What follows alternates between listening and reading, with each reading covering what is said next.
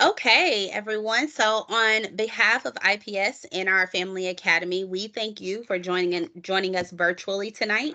You are in for an engaging and interactive session that will focus on how to communicate and motivate your child or your children through fun and interactive activity, as well as information on proactive recognition strategies and when to apply them to minimize some of those defiant behaviors or challenging behaviors and more. We ask that you interact with the session's activities, mute your device unless asking a question, and trust this safe space to grow. If you would like interpretation for this presentation, there should be a box at the top of your Teams that says language interpretation available. Click choose language, and there should be a drop down arrow, and then you can click on Spanish, and the session will be interpreted.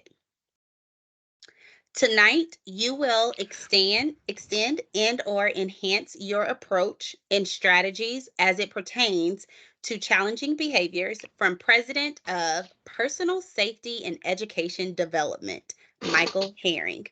Michael established personal safety and educational development over 11 years ago as a way to empower parents and guardians, students, and educators through various educational workshops. Please welcome Michael Herring. Well, thank you. And thank you, Ashley, for the wonderful introduction. And thank you, Jose. I know you're there. And I'm going to thank you, Chris, in advance for the help that you are providing in the background for those of you that can't see him. And welcome, parents and guardians. I thank you for being here this evening. I'm going to get started because there's a lot of information I want to cover, and I want to make sure that you get all the tools that are necessary so you can become better at what you do and what we do together. So, with that being said, if we can just go to the next slide, that'd be great. Okay. Since Ashley did such a wonderful job and an overview of what I do, I'm not going to spend a lot of time here, but there is a slide at the very end. Please, you could go to the website. You can find out more of what we do, some of the districts that we work with, and some of our other workshops. This happens to be just one of 22 workshops that we provide. Of the 22, 16 or 17 are for parents, and then the balance of that, of those are for professional development. Okay, next slide. Okay, as I mentioned, there's a lot that we're going to cover today. Starting out with a snapshot, just looking at our current environment and just current models. Then we're going to look at developing a new mindset or a mind shift, if we will. Then we're going to take a look at predictive modeling, which for some of you may have heard of before, may not. And then proactive recognition, as Ashley had mentioned. And then we're going to show a video, and it's going to be mind altering. I promise you. It's called The Color Code, and it's about communication preferences. And then lastly, I'll take any questions that you may have. Now, one thing I do want to say, I say at the top of all my presentations, is that this workshop is going to do one of three things. Number one, it's going to affirm what some of you are already doing, which says that you're pressing all the right buttons, pushing all the right buttons, pulling all the right levers. Or for some of you, it's going to be tweaks to things that you are doing. And then for the balance of you, hopefully it'll be brand new ways of thinking that you've never factored in, never considered, and just developing new neural pathways of just change, like I said, shifting the mindset. So with that being said, as Ashley said, please involve yourselves. Let's make this very interactive, an exchange and discourse of information. This is a learning environment for all of us to benefit from. Okay, so thank you. Let's move on. And Okay. I would just like to add real quick, Hmm. Mike, I'm so sorry, Sure. that if you have a question, parents, feel free to use the raise hand if you would like. And Michael is okay if you have a question throughout and Sure. just want to chime in and go off mute and say, excuse me, I have a question. Yeah. Okay. Yeah. And I'll be looking for that as well. In fact, I prefer that form of communication. Let's do it in the present moment in the context of what we're discussing. So thank you, Ashley, for that. Okay. So the first thing I'm going to ask you, where I'm going to need your participation, is this is a fill-in. It says all behavior is a form of what? What do you think it is? A form of? All behavior is a form of fill in the blank. And then the second one is Blank is the focal point of challenging and defiant behavior.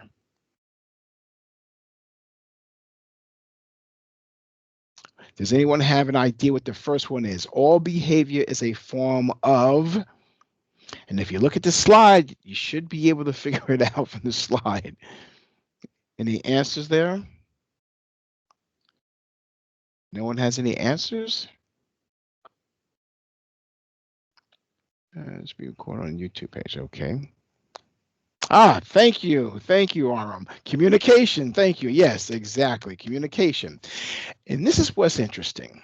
When our children were really young, before they were able to verbalize, we understood every squeal, every cry, every piercing sound they made. We understood whether they needed to have their diaper changed, whether they were hungry, whether they were sleepy, whether they wanted to be picked up. We understood everything. All of a sudden, they begin verbalizing, and then somehow we tend to now not really understand a lot of what they're looking for. So just remember in this workshop, all the behavior, regardless of how it shakes out, is all a form of communication. And the second one is blank is the focal point of challenging and defiant behavior. What do you think that second one is? What do you think that answer might be? That's a little tougher one because that one is not located on the slide. So that one may take a little bit more thought. Any idea? Connection. Connection is the focal point of challenging. You know something? Yes, I'm going to agree with that. I'm going to agree with that, although there's a different answer, but you know something? It is a different way of looking at it. I was just giving the answer in the interest of time. Let's go to the next slide. Okay. As we said, all behavior is a form of communication. Got that one right. And control is the focal point of challenging and defiant behaviors. Who has the most control? Who's willing to relinquish and who's going to relinquish? And this is going to be the centerpiece of what we're going to talk about today. Okay. So, any questions or thoughts so far? Okay, and remember, you could chime in anytime you want to, right? So the first thing I want to take a look at, I just want to make sure that we're very clear on the type of behaviors that we can just put away one of these types of behaviors. There's oppositional defiant disorder, ODD, versus oppositional defiant behaviors. And what are the differences and the characteristics? And it's really important that you understand this, particularly when children are very, very young, because we need to be able to capture some behaviors that may be presenting that we need to really get a hold of. So next slide is going to break down what is oppositional defiant disorder. So let's take a look at that one first. Okay. Now, the main difference between ODD and ODB is that most of the times ODD will present in a child before the age of 5. So it's really a telltale sign that we can pick up immediately. They usually lose their temper very quickly. They have a very high trigger. And a big one is they don't have a healthy respect for authority, regardless of the size of the person, regardless of the uniform they may wear. They just have no respect or regard for that individual. And then they refuse to comply with directions. And you see them act out sometime even in kindergarten, in first grade. You'll see a child and you just realize there's something at a deeper level. And if that's the case, this is when therapeutic intervention is needed at that level. So if you know a child who fits this category, a loved one or anyone that you know, and they have not yet sought out therapeutic intervention, you may want to get them counseling or just have someone diagnose them or evaluate them. Okay, that's the main difference. So let's move to ODB, oppositional defiant behaviors. Now you'll see some overlapping. They too disobey rules.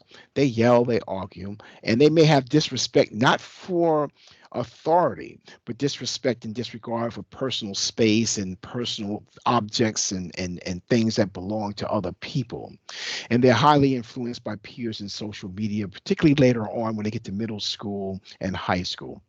and they involve themselves in physical confrontations. So if you put these side by side, which next time I'll do, then you can really see the differences between the two. But the main difference is the defiance that they have when it comes to authority and disregard and presenting before the age of 5. Right, so that's the main difference. Parents used to raise hand. Okay. And now, let me just ask you. I have to turn the tables to you and ask you, what are some of the challenging behaviors you are observing, whether it be in home or at school? What are some of the behaviors you're observing? You can put it in chat, or you can come off a chat and we can have a conversation. Oh, he's typing. Okay. I'll give you some time to type. And if you would like to, I'm going to actually, that person that just put in the chat, I'm going to enable their mic so that they Okay. can maybe just share a little bit more. Yeah, yeah, that would, because I was going to ask again. I was going to follow up and ask: is there a particular time when they're not listening? Like, is it during when they're playing? Is it when they're playing a video game, perhaps, or on their device if they have a device? When does it happen? I see not following, listening. I see hating rules, civil rivalry, sibling rivalry. Okay. Screen time, 5 years old. Okay. Now, what type of screen time is your 5 year old on a tablet or something? For those that are wanting to speak, you can potentially try clicking the mic now if you would like to speak outside of the chat, and that should be available for you. I would really appreciate it if we could come off a mic so we can have, dialogue, and we could go back and forth a little bit. It just makes it more fluid as well, not respecting authority. But hopefully it's not to the point where we talked about with ODD, where they have disregard for authority, not just in the house, not just parent, because you said parent, but any teacher, any one in uniform. If so, please, let me know if that's the case. Hopefully it's not. Yes, I see that you have your hand raised, Karen. Hi there. Hello, hello. So okay, like I have two kids, young kids. Like one has just turned 5, and like the other one is 2. So I am like facing a lot of challenges with regards to sibling rivalry, of course, like Anam said, and like he hates to follow rules, the basic rules, the basic Which one? discipline. Which one? The one who's 5? Yes, the one who's Okay. 5. Five. You Yes, said you have a like 5 year old, and how old is the other? like she's gonna turn 2 in like Okay. 10 Okay. days. Okay. 5 and 2. Okay. So the 5 year old, sibling rivalry. I guess maybe a little jealousy at this point in time because a lot of the attention is being Yes. focused on the young one, as it should be, and also not following rules and not listening, and Yes, hates like and rules. Hates also rules. like sometimes like disrespecting, like talking back maybe, not on a very larger scale, like that would be like very annoying, but like to some extent. Okay. All right. We may be able to handle that with predictive modeling that we'll go into in a little bit. And it's good if you could catch that at an early age because he's only 5. It's not going to get any better unless we catch it now. And it's good. Sure. And need to I give. get it. Yep, yep, without a doubt. And we're going to talk about this. Thank you. Sure, you're welcome. On a cell phone, repeated multiple. Can you mute your phone, please? Thank you. On their cell phone and repeat it multiple times. I guess you're asking them to get off their cell phone and repeating it multiple times. Okay. And that was Makila Bentley. If you don't mind, how old is your son or daughter, Makila?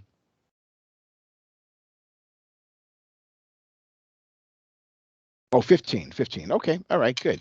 So we do have some age ranges here. That's good. Need to give directions, keep repeating myself or following rules, talking back and hitting. Okay. All right. Some of this we're going to be able to handle. Um, Most of it we're going to be able to handle. Okay. Let's continue.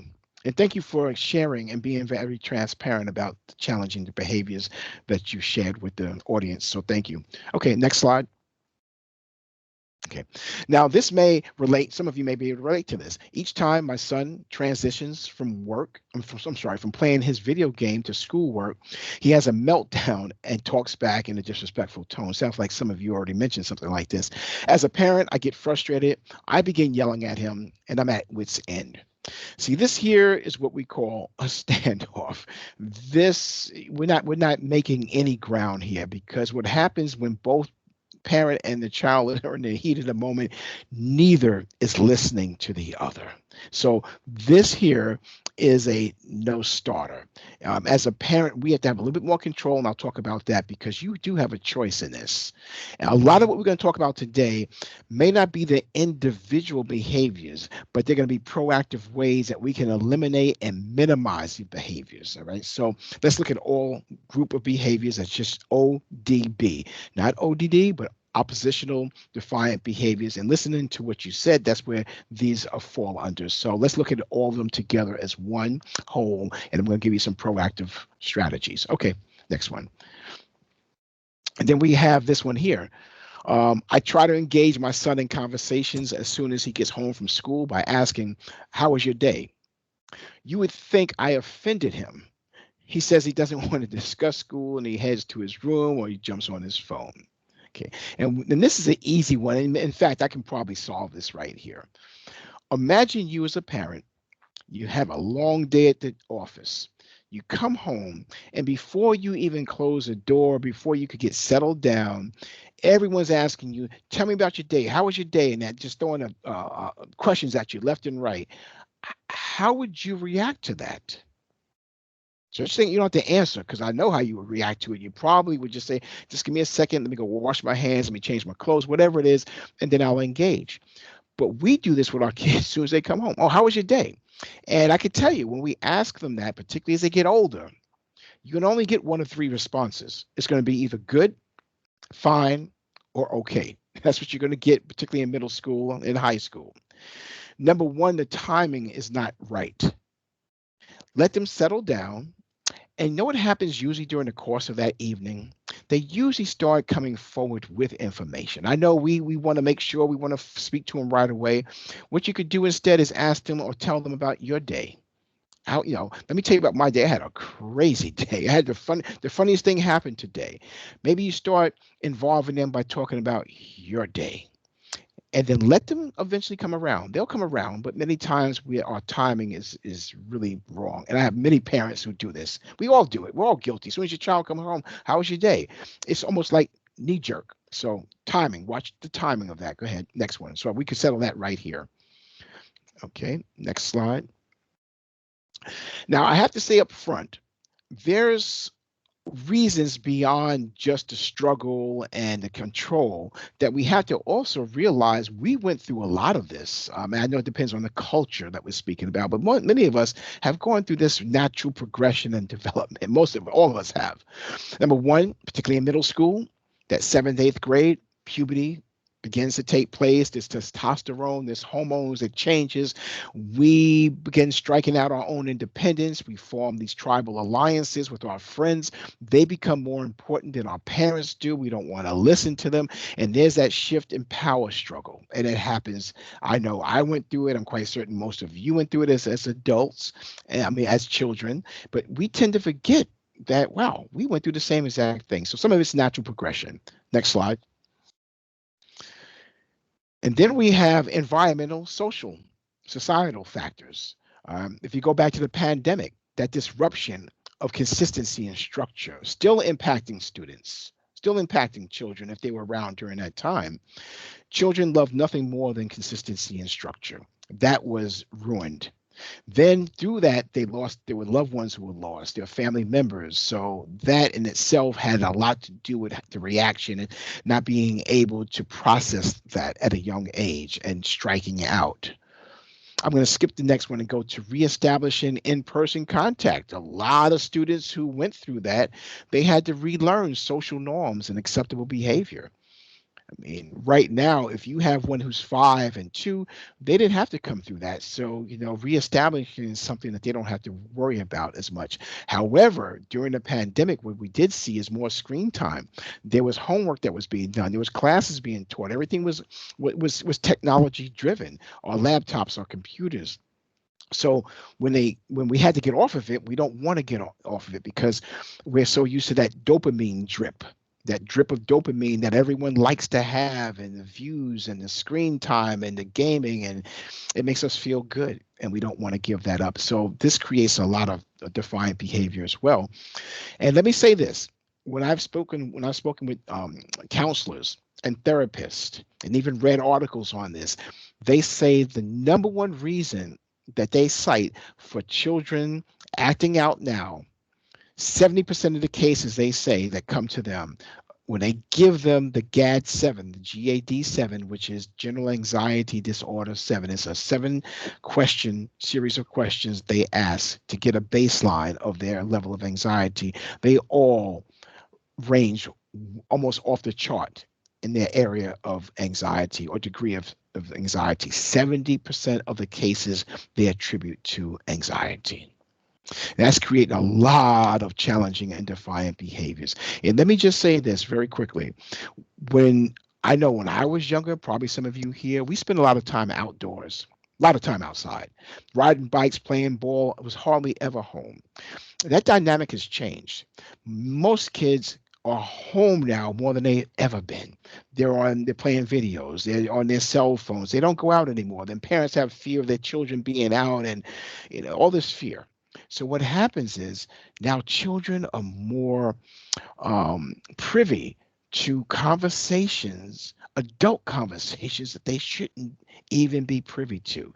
So they're also wrapped up in their own parents' anxiety, issues that are happening, things they shouldn't be, privy to. Like I said, I hear parents walk down the street with their cell phones with their children right next to them, and they're talking about, bills and situations and whether it's eviction and this person did this to me, and children, they're not protected any longer. They're not insulated.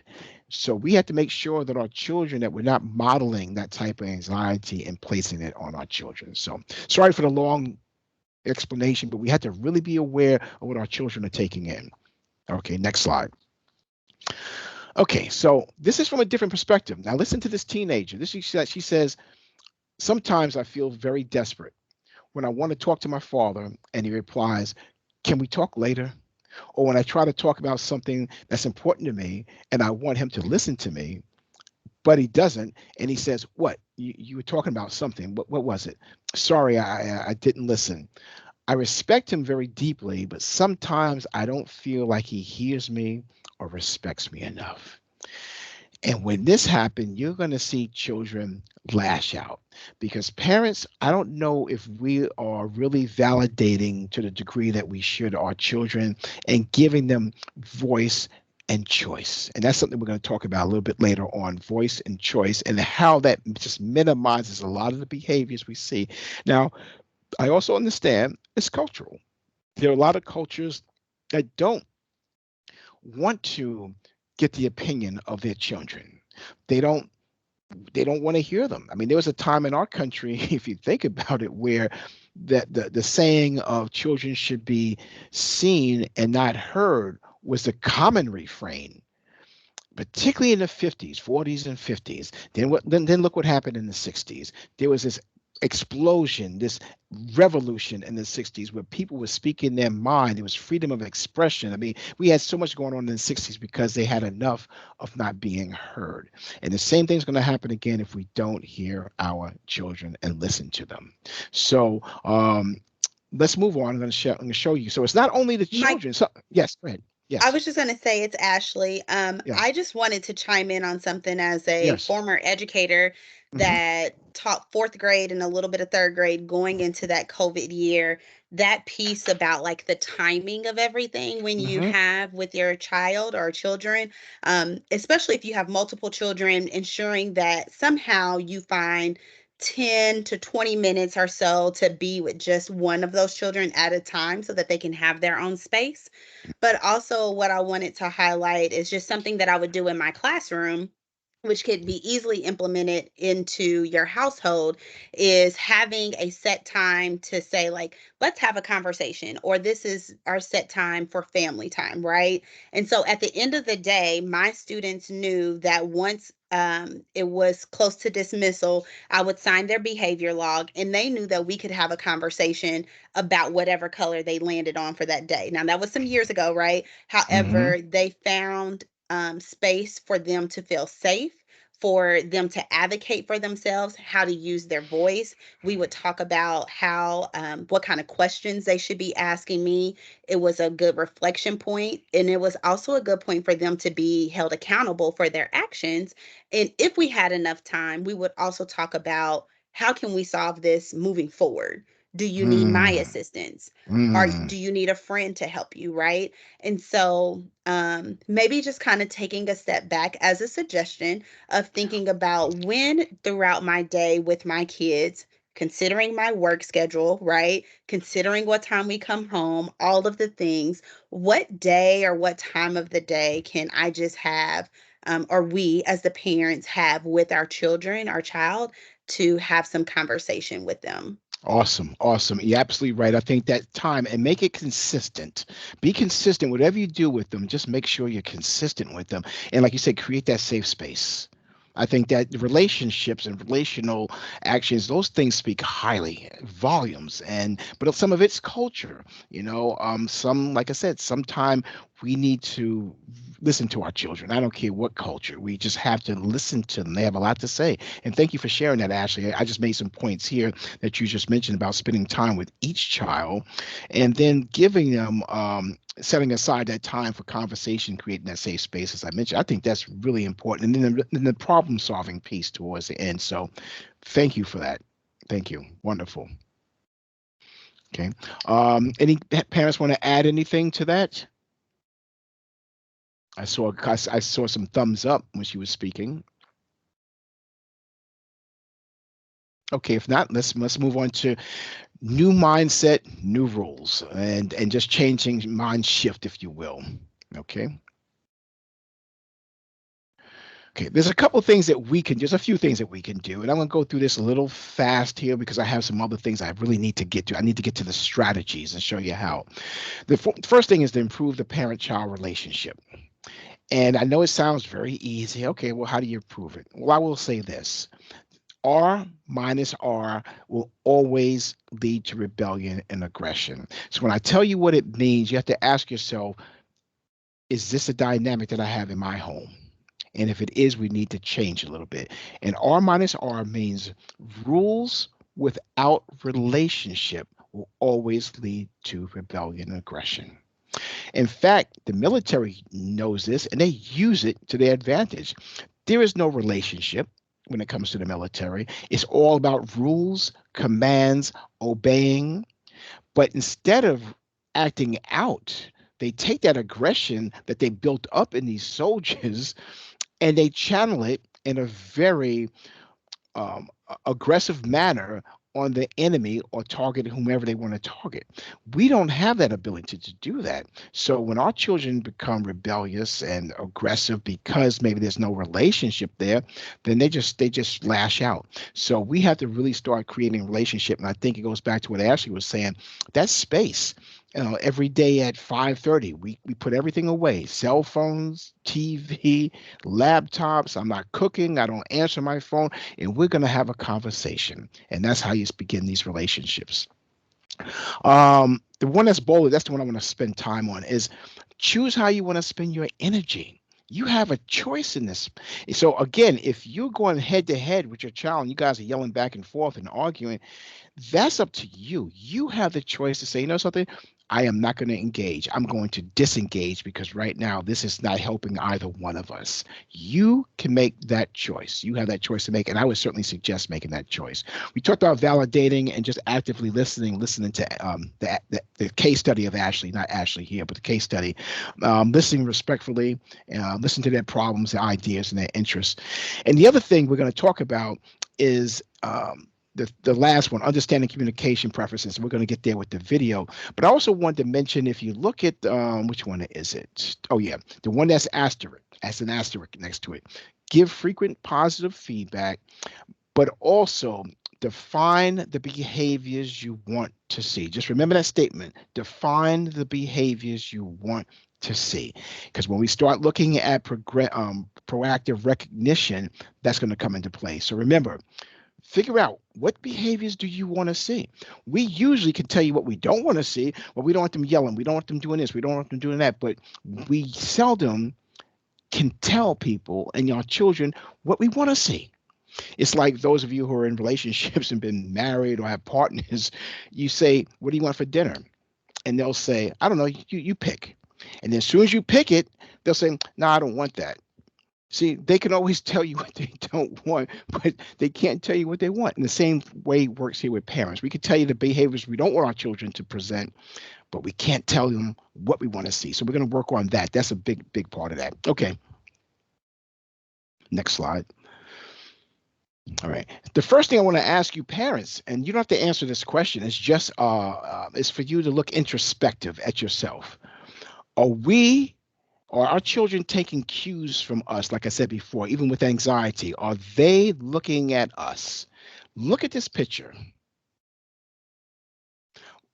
Look at the posture. I mean, who's mirroring who here?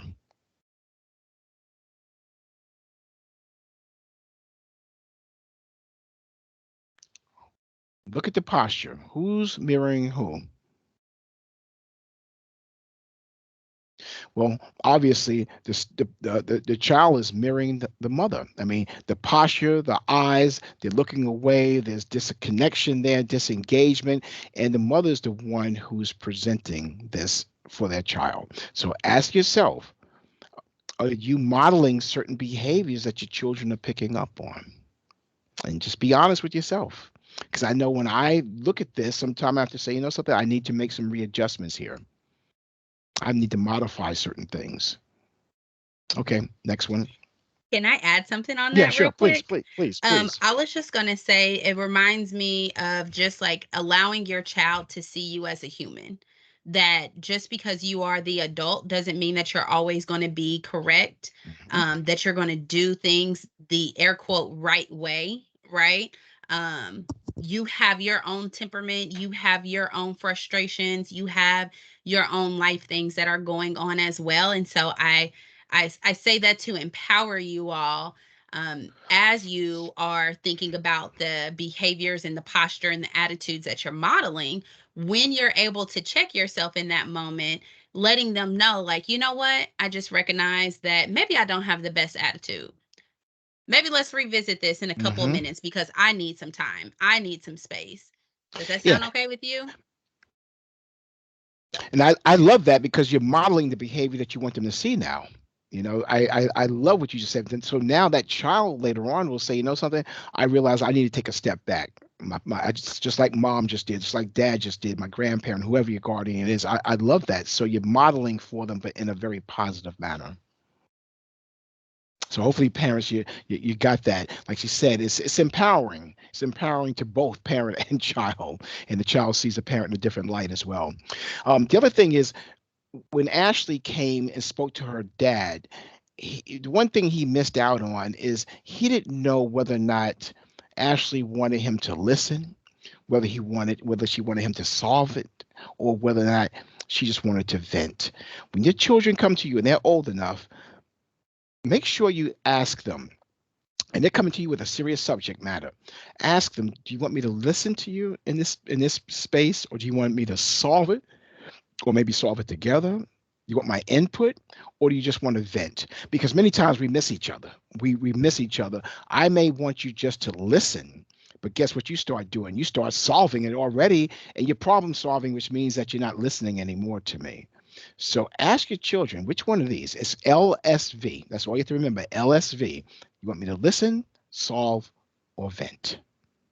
And you will be able to connect with them because you'll know exactly what it is that they're looking for, and you're not going to miss each other. Okay, next slide. Okay. Oh wow, the chart's not up here. It didn't transfer. Shoot. Anyway, what it shows is it shows a graph and it goes up and down, it ebbs and it flows. So cresting, this is a typical parent graph. I don't know why it didn't transfer when you took the PowerPoint. I'm not sure why, but anyway, cresting is at the very top, and most parents spend their time cresting. That means admonishing, warning, punishing, arguing, fussing. That's where most parents spend their parenting. But the most effective parenting happens during the ebb, during the nesting and cresting at the base. But most parents don't spend time there parenting. They spend time at the crest correcting, like I said. What we have to do is learn how to nest and parent in that nesting, resting space. And if you do that, you're going to find a lot of the behaviors we're talking about go away. And I'm going to show you how to do that through proactive and predictive modeling. So let's move on. I'm sorry the chart didn't come up. I don't know why it didn't. So this is predictive modeling, a perfect case. And I actually observed this personally.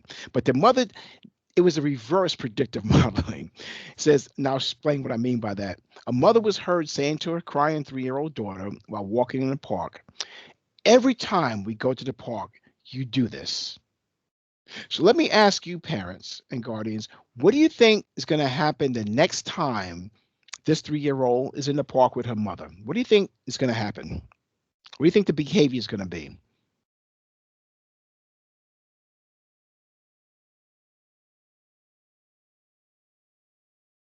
Anyone want to venture? She says, every time we go to the park, you do this. What do you think she's going to do next time? All right, Miss Bentley is typing.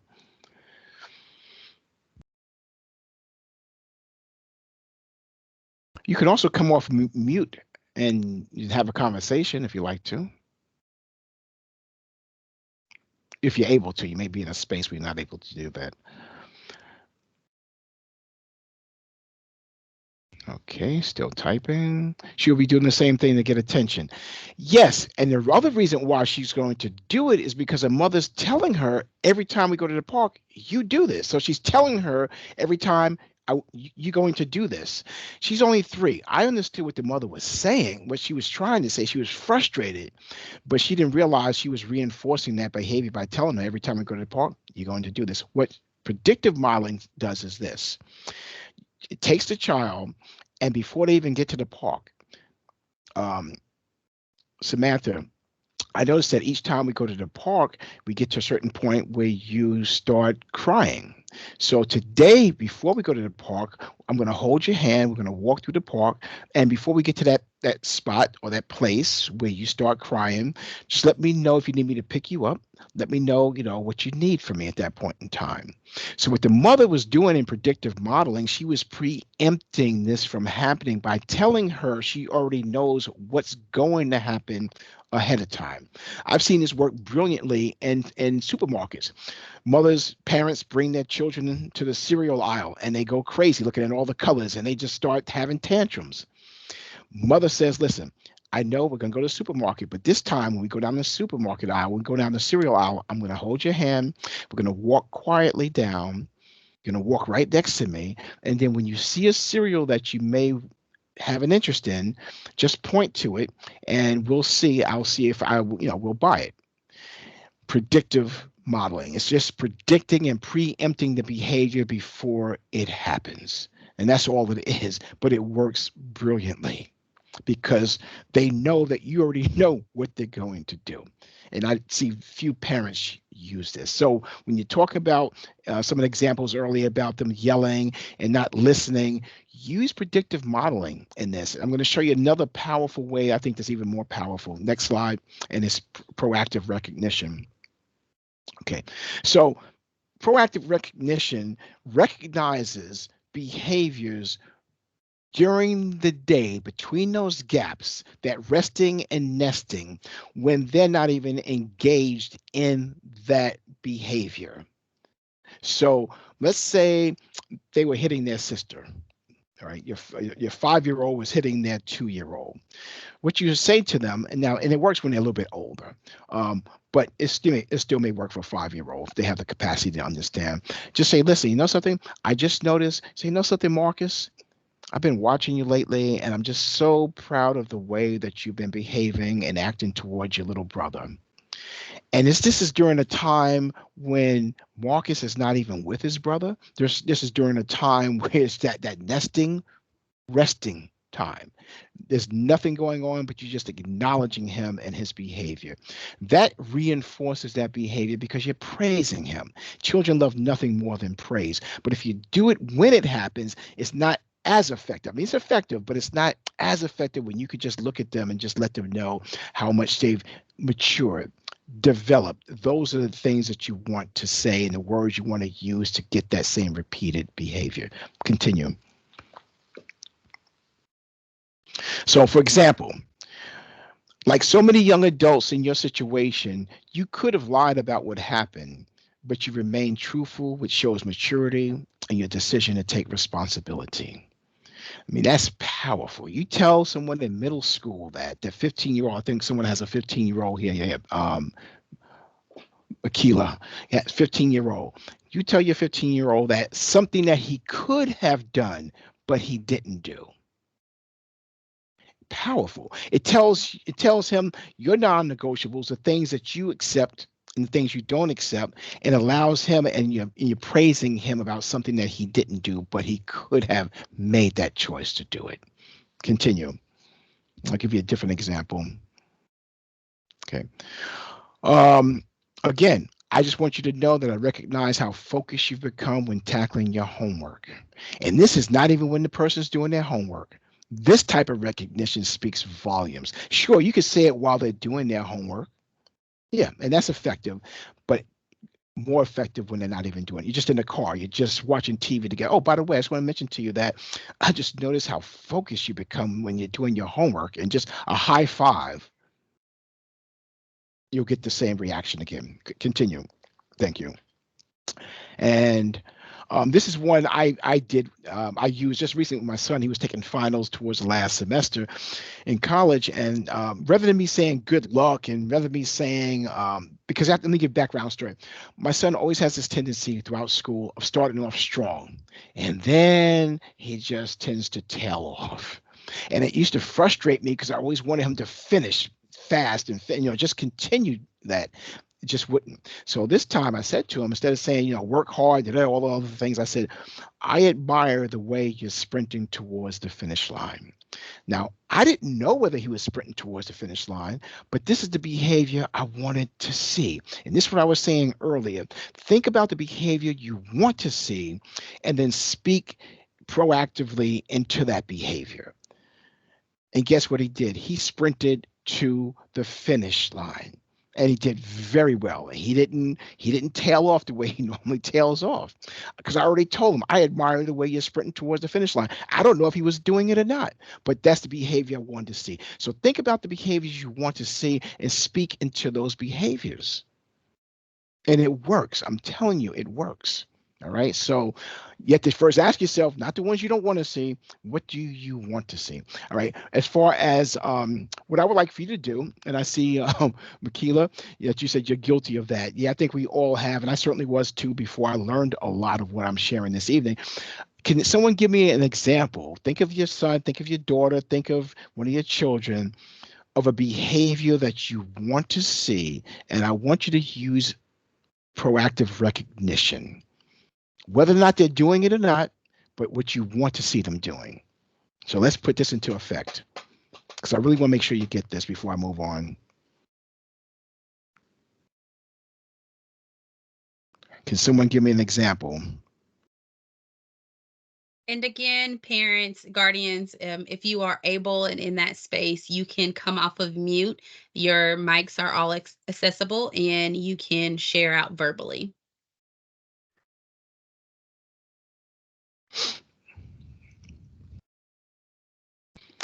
Let's see, Anum is typing, so I guess there's an example.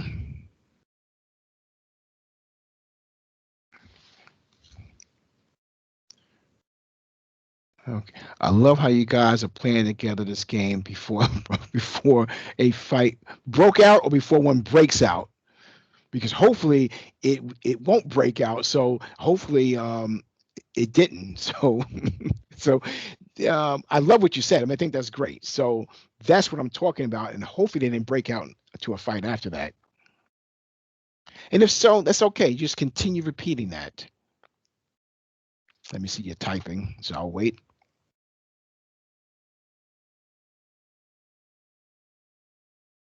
Yeah, before any fight breaks out. Yeah, exactly. So that's what you want to do. So use that and see how that works and see if that just minimizes a lot of what they're doing. All right. And high five them, hug them, whatever you do. Maybe I'm not gonna say bribe them, but maybe you give them some ice cream or whatever it is. Whatever you want to do, you don't have to, but these things do help to reinforce that behavior. Okay, you're still typing. Okay. I want to see what you have to say before I move on. And I have to also be mindful. Yeah, before the fight breaks out. Okay, thank you. The other thing, oh, I'm sorry, I'm trying to go forward with this slide. I realize I don't have control over it, so if you could go ahead, I appreciate it. Okay, voice and choice, very quickly, give you an idea of how this works. Remember, we talked about how important it is to give them choice and voice. Next slide. Okay. Rather than tell a child to clean their room, ask them if they would rather make their bed or put their toys away first. So here we are giving them options. They're going to clean their room, but within the parameters that you've established, you give them choices of what priority they want to do this in, when they want to do it. It could also be, listen, sometime today between this hour and that hour, between 9 and 12. You pick the time, it's up to you. But sometime in there, because when you give them that choice like that, they feel like they're emboldened, they feel like they're empowered, and they feel like it's their choice. And that's what we want to give them. So again, you establish the parameters in there, you select them. Would you prefer to turn your phone off at 8, 9, or 10? Now we know what time they're going to select. They're going to select 10, but at least we've given them choices. Do you need 5, 10, or 15 minutes before you pause the video game and begin your homework? This one here works really well, particularly with those of you having difficulty with them on video games, exceptionally well. So give them that choice, 5, 10, or 15 minutes. Okay. Um, Now we're going to go into communication preferences. I want to introduce you to Taylor Hartman. He's the one who's responsible and who's designed the color code. Extraordinary. It has altered my life. I don't look at people the same way anymore. Neither will you. So please listen to this video game. And wait, I'm sorry, video. Hold on to once again.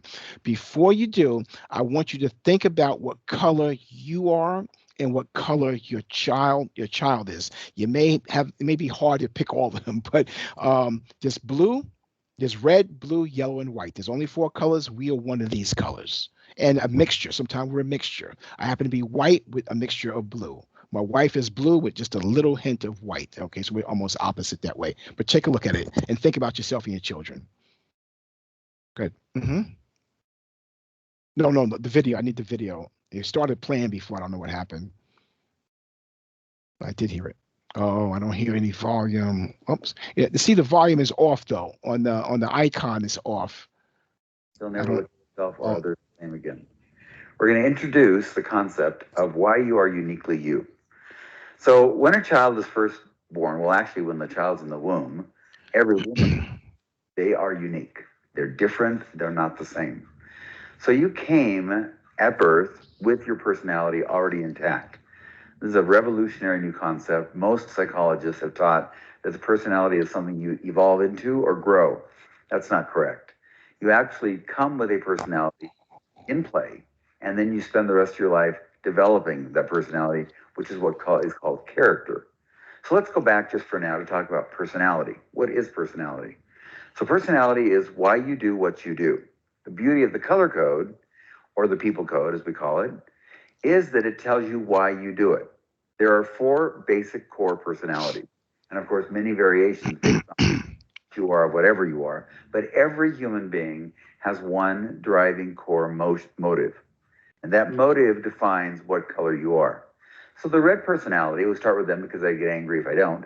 The red personalities are driven by the core motive of power.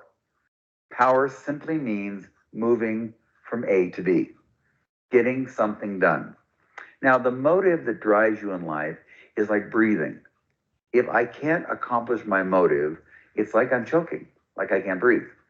So if you take a red who's driven by power, getting from A to B, and you stifle them or block them, you create tension and anger as though they're choking and they need to be able to get to B. Blues are driven by the concept of intimacy. What does it mean to be intimate? Well, intimacy means in to me you see. Intimacy. Blue personalities love connecting. While a red personality loves to build the bridge, The blue personality wants to show people as they walk across the bridge what it meant to build it. And they also want to hold hands with the person they're walking across the bridge with. Blues love connecting and sharing emotions and feelings, and that's very critical to them in life. That's what matters most, is the ability to connect. So you can imagine for a blue, if they're in relationships that have no meaning or no connection, how stifling that is for them. It's like choking them. Those are the heavyweights. What that means is the heavyweights spend their entire life trying to change others. Reds and blues always try and change their environment and the people they're around because they think they have a better way. Whites and yellows are the lightweights, meaning they spend their entire life refusing to be. So let's go with the whites. Whites are the least understood of the four colors, and that's because they're not always flapping their lips. They're very quiet. They're driven by the core motive of peace. They just want to get along. They are very comfortable working in their own independent space. They like being with themselves and their own company. Peace is critical because in life, it's not always easy to go through without having contention or conflict. And whites struggle to have that dynamic happen. They're very logical versus emotional. So they see things with much greater clarity than people realize, but they typically won't share with you what they're thinking unless you ask. Then there's the yellows. The yellows are they live to play. So fun is the driving core motive for yellows. Yellows love living in the moment, the present tense. They're not worrying about yesterday. They're not thinking about tomorrow. They're living right here and now. Yellows bring a party wherever they go. They like people. People tend to like themselves when they're with yellows because of their natural sense of fun and engaging in the moment. Fun means, by the way, doing things simply for the sake of doing them, not necessarily for an outcome. And that's what frustrates people around yellows because they're thinking they're not going anywhere. But the yellow is not judging value in life based on where they're going as much as what they're enjoying and doing in the moment. So there you have red, blue, white, and yellow. Those are the driving core motives of the personality. You are one of them. I promise you. Guaranteed. I mean, you can go on the website, taylorhartman.com, take the profile, and you'll find out who you are, and it'll make a whole difference in the rest of your life. Now, I'm the author of the color code. However, when I was growing up, I was raised by a very red mother. So I knew that being red was the only way to succeed in her eyes in life. And so actually, I took on the red persona, showing up on time. We couldn't miss school. She had killed us. That's not even an option. We always went and did. We always performed. That was critical to her. And she was the dominant force of our parents in our home. So I thought when I was writing the color code that I was red. And my wife said to me, "Red? Are you kidding?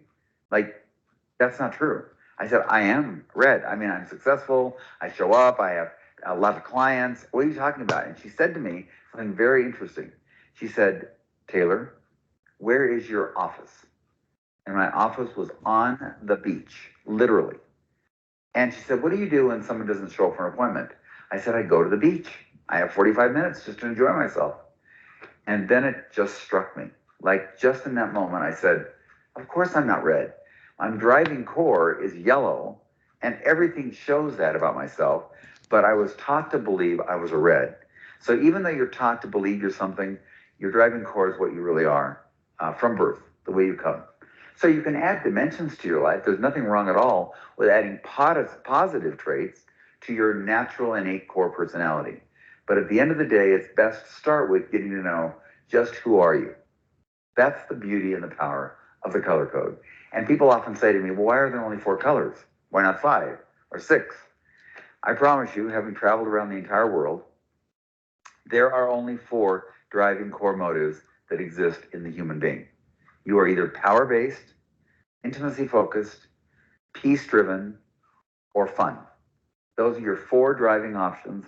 Now, knowing that, you can then take and add all the other dimensions, strengths, and limitations of other colors to find your unique self. But every one of you will either be driven by power, intimacy, peace, or fun. And enjoy this because it's very You exciting can stop it. You can stop it. who you how you fit in this world. Yeah, you can stop it. Okay, so let me just ask very quickly, do we have any red parents? What color do you think you are based on that as a parent? So if you could put that in the chat, or if you want to come off, because we only have a few more minutes, just let me know what color do you think you are. Just curious. Are you power driven, intimacy focused? Or are you peace driven or fun driven?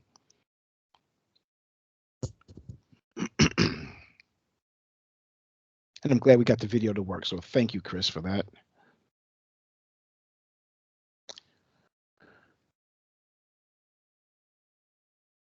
Okay, I'm waiting for and is typing. Must be a few colors he thinks he is. Okay.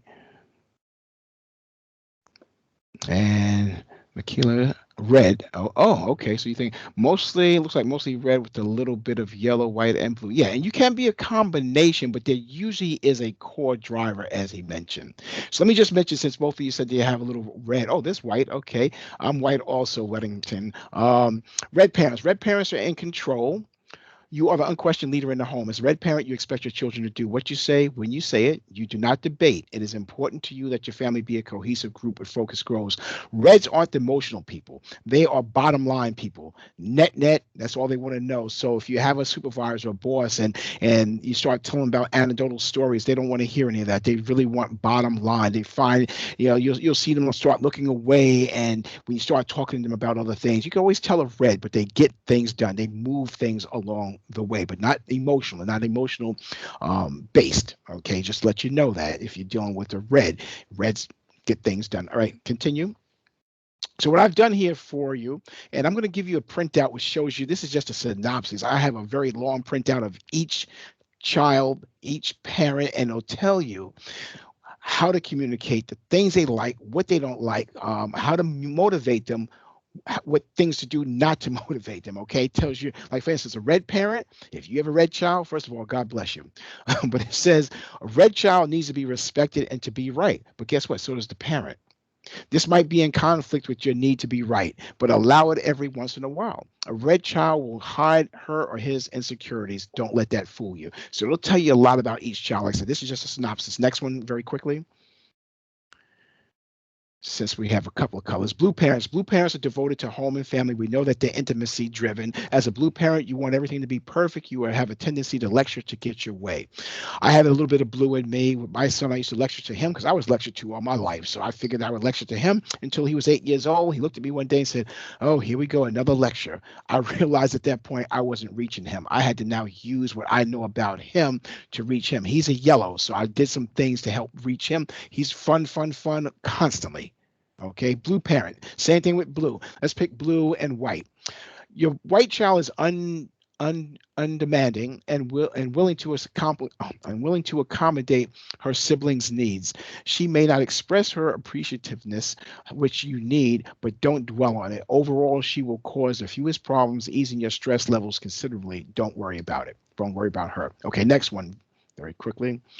Yellow parents. Yellow parents are very energetic. You like life, so as a parent, you think your kids ought to like life too. You enroll them in your life's plan of having fun. Yellow parents are always saying, "Let's go do this, let's go do that, let's go do this." They got a very high motor, very high energy. You're always leaving rather than coming. I met a parent say, "I'm definitely yellow. We're always on the run every weekend, and we're there." Till her daughter said to her one weekend, "Mom, do you think we could just stay home?" I said, "Elvira," I said, "I bet you your daughter's a white." And she says, "Yeah, exactly. She's a white." I said, "Yeah, because she doesn't always want to run all the time. She's not always social like that." Yellow parent. Let's pick yellow and I don't know, yellow and red. Red is up for the adventure in the short term, but wearies too much but wearies of too much social interaction. I can't read the font here that well. Red and yellows both hide intimate feelings and both have strong argumentative skills. This means you could hurt each other without knowing. As a parent, you should try to keep your relationship one of parent-child rather than of friend-friend. Your red child respects that. Okay, next one. Last one would be the white parent. White parents are like the universal donor type O blood, compatible with everyone. You are non-judgmental and slow to react to anger. You accept differences and are even agreeable with disagreeable children. You don't offer direction because you don't want to be seen as pushy, too involved, or too demanding. Okay, and I did the same thing. I broke out white parent for every single one of the colors here. Like I said, I have a very large synopsis. I mean, very large, a larger printout that you'll see. It's going to be tremendously helpful for you to understand your children at a level where you'll be able to communicate with them, know how to motivate them, and keep these activities and actions down. So let me just give you an example very quickly. It says, Miss Taylor, who has identified herself as a red parent, often sends Samantha, who is white, to her room when she displays unacceptable behavior. Miss Taylor hasn't noticed any change in Samantha's behavior. Does anyone know why this didn't work for Taylor? I mean, work for Samantha. Taylor, her mother, is a white, Miss Taylor. I mean, she's a red. She sent Samantha, who's a white, to her room thinking that it would change her behavior. She hasn't noticed any change. Do you know why Samantha hasn't changed her behavior? Can anyone guess why? Very quickly. Can anyone guess why? Someone take a stab at it. Why didn't it change Samantha's behavior by sending her to her room? And Samantha's a white. I'll give you the reason why. Remember, whites are peace driven.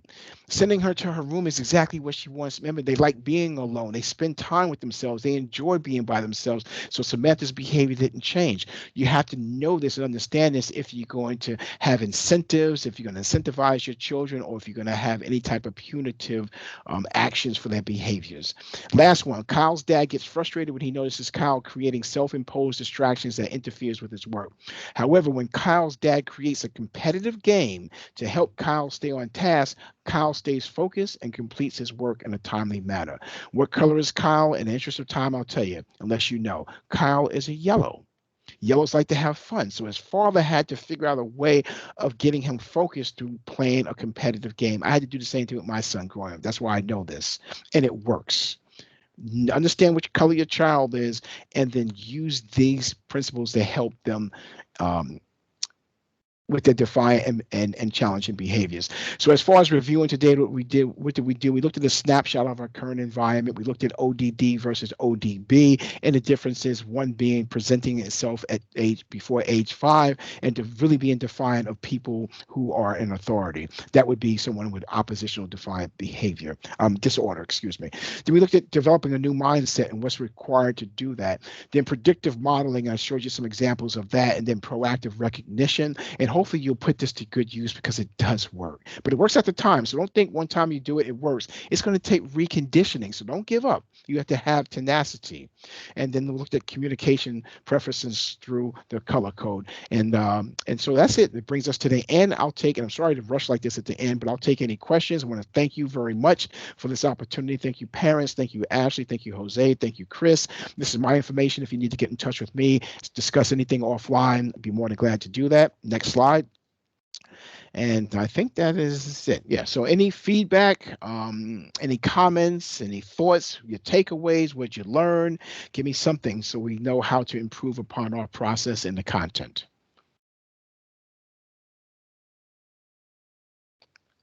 Okay. Well, thank you too. And Let's get a round of applause. okay, and Adam is typing. And thank you and appreciate that and I thank you for all your input and contributions to this, and hopefully it was a benefit for everyone, even the feedback. And thank you, Ashley, for your experience and expertise as a teacher and bringing that here. That I think that was wonderful. Yeah, For the someone first time, said thank you for heard sharing this it. color code for the first time. Thank you for sharing. We'll definitely look into it. Yeah, please do, and take the assessment. Take the assessment. Let me just Yeah. put it on here. Write it in here very quickly. www.taylor And while Hart. Mr. Herring is typing that in, parents, again, on the behalf of IPS and the Family Academy, we thank you again for coming and spending some time with us tonight to just hear from Mr. Michael Herring around behaviors and how there can be some shifts and be empowered to take a reflection. It's okay if the first step is simply just a reflection and feel empowered with that. Feel empowered by the conversation that you had today by chiming into the chat. And so we thank you, we appreciate you, and we hope that you all have a wonderful rest of your night and rest of your week. Mr. Herring, thank you so much Oh, for your thank you. time My and pleasure. all of your wisdom and expertise. My And we pleasure. will see you all at another time. Thank Stay you well. all so much. Stay well.